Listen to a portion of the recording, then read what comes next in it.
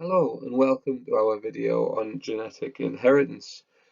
Before we begin, as usual, I would advise you to have a pen and a piece of paper to hand so that when we look at questions and potential exam questions, you can have a go at answering them and just pause the video while you do so. Okay, so we're going to be looking at DNA, chromosomes and alleles. We've got a bunch of different words here that are going to come up during this topic, and we need to make sure that we're 100% clear on what all of them mean. We're going to have a look at genotype and phenotype, heterozygous and homozygous, and then we're going to put all of them together to discuss genetic inheritance. Okay, so inside the nucleus of a cell, we would find DNA. DNA, long chains of DNA coiled up around proteins, form chromosomes. Long chains of DNA coiled up around proteins. We also find the chromosomes contain a number of different genes, as usually someone would include in our definition. Chromosomes are arranged in pairs because you receive one of each copy of each chromosome, number 1 all the way through till number 23. You receive one of each from your mother and your father through egg and sperm cells, respectively. One of the key terms for this topic is alleles. Alleles are different forms of the same gene. So although we all have a gene for hair color, alleles may be blonde or brown. We're going to have different versions of that gene, different versions of the same gene. That would be our definition for allele. So some characteristics are caused by a single gene. Some aren't. All right. So if we're talking about height, height is not caused by a single gene. It's a combination of quite a few different genes that would cause height, and they'd be found on different chromosomes. Fur color in mice is caused by a single gene. So we have a black mouse here and a brown mouse, and that would be a single difference. They both have a gene for fur color, but one's gene for fur color is slightly different to the other, and it gives them a different colored coat. So mice have two alleles for fur color, black or brown, and that is the only options with those.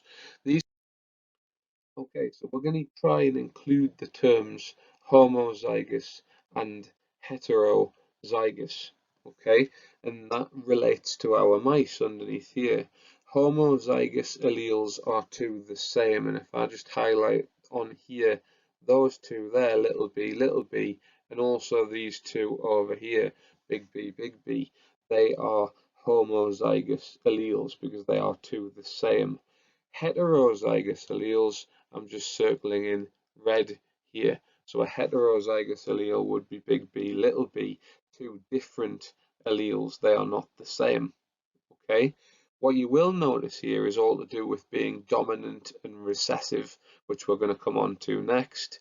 But effectively, any combination that involves a big B has given that mouse a black coat. It's only if it gets two little b's that it will be a brown mouse. Okay, and only two little b's will make it a brown mouse.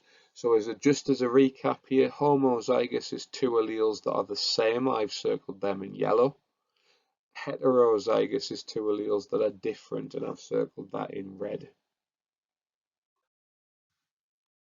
So we have a little independent task here that's going to require you to switch your brains on a little bit.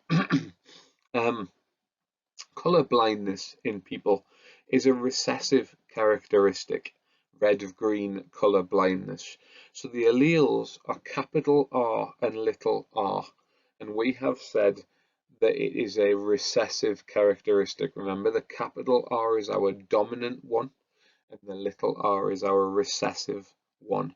If you get a dominant capital R, you will not have color blindness. Okay. What I'm going to do is I'm going to let you have a go at those questions there, that task. I would advise you to pause the video at the moment, and then I'll be back to do some answers straight afterwards.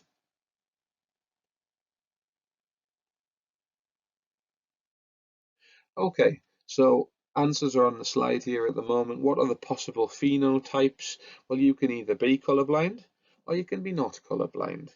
The three possible genotypes would be capital R, capital R, little r, or little r. Remember, capital R, and little r, the ones on each end, they're both homozygous. The one in the middle, capital R, little r, that one is heterozygous. What genotype must a person with red-green colour blindness have? So if they're going to get colour blindness, it has to be little r, little r. If they get a capital R, they are not colour blind. Will their genotype be heterozygous or homozygous? That is an example of a homozygous genotype. What genotype could a person with unaffected vision have? So that could be either of the others, capital R, or capital R, little r. As long as they get one capital R for being healthy, as in not colourblind, then they will not be colourblind. Okay, so we're going to have a look at a genetic cross here. Okay, on the foundation paper, you might be asked to fill in a table that has blanks in it, just like this one here.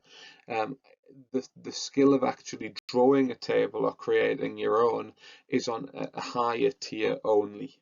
Okay, so you won't be asked to draw your own table or to come up with your own alleles, but you might be asked to fill one in like this on the foundation paper. So we have a male mouse with the alleles big B, little b, okay, capital B, small b. That male mouse would be black, okay, because it's got a capital B. Our female mouse has little b, so the female mouse will be brown, okay. And if we just have a little look in here, we would obviously put a, need a better pen there, would put a capital B in this one, and we would put a little b in this one. All right, there'd be a capital B in this one, and there'd be a little b in this one. This would be little b, and that would be little b, So what we would actually find is that 2 out of these potential 4 babies would be capital B, little b. Those 2 would be black. There would be 2 babies, and again, we're always best off circling these on an exam question. There would be 2 babies that are both going to be brown. Okay, so we're going to put that one on there, brown. And it's really important that you point this out to your examiner so that they can see that you knew which 50% you were talking about. If you don't circle it and you don't point it out, they have to assume that you didn't know.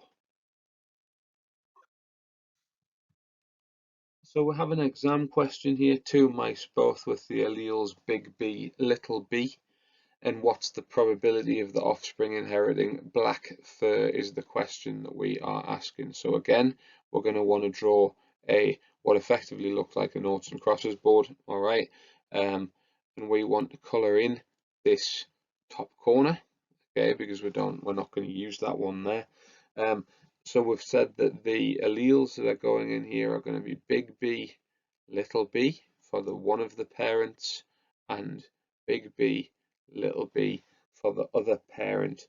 I would advise you to pause the video here for a second and just have a go at doing this for yourself.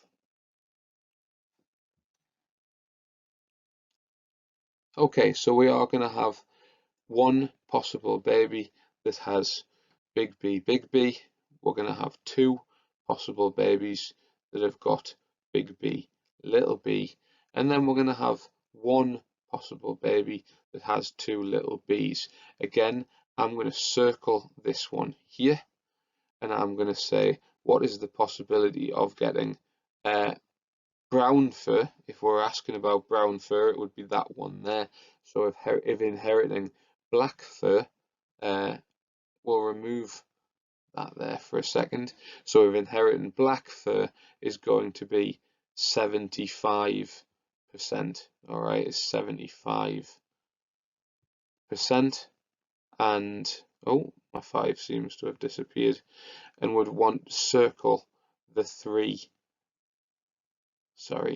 would want to circle the 3 that are the 75%, okay?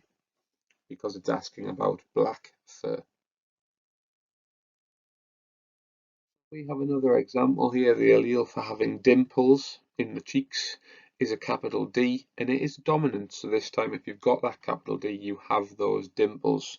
It's over the allele for not having dimples, so that's the recessive one, little lowercase d. The mother has the alleles lowercase d, and the father has the alleles capital D, and we're again just going to draw a diagram. So again, because we're foundation tier, this would probably be provided for you. All right, I'm going to fill in my top corner here because we're not going to write in it. Okay, we have said that the mother is lowercase, and that the father is capital. And what you should probably do now is just pause the video and have a go at doing this for yourself.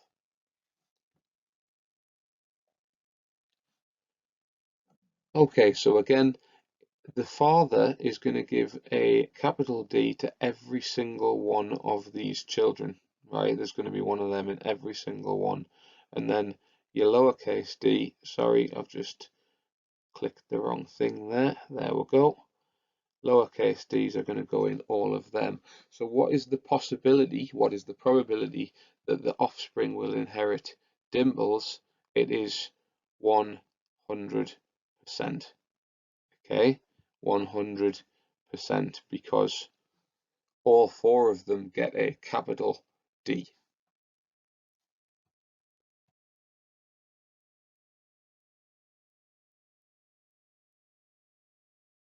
Okay, so we have one more example here. What's the probability of heterozygous parents, the offspring of heterozygous parents being colorblind? So remember, hetero means 2 different. Both parents are going to have 2 different alleles. And then what proportion of the offspring is likely to have a homozygous genotype?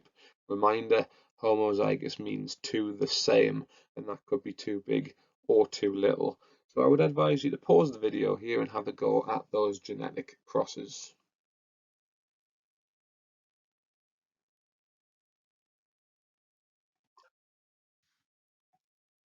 Okay, so we have some answers on here now.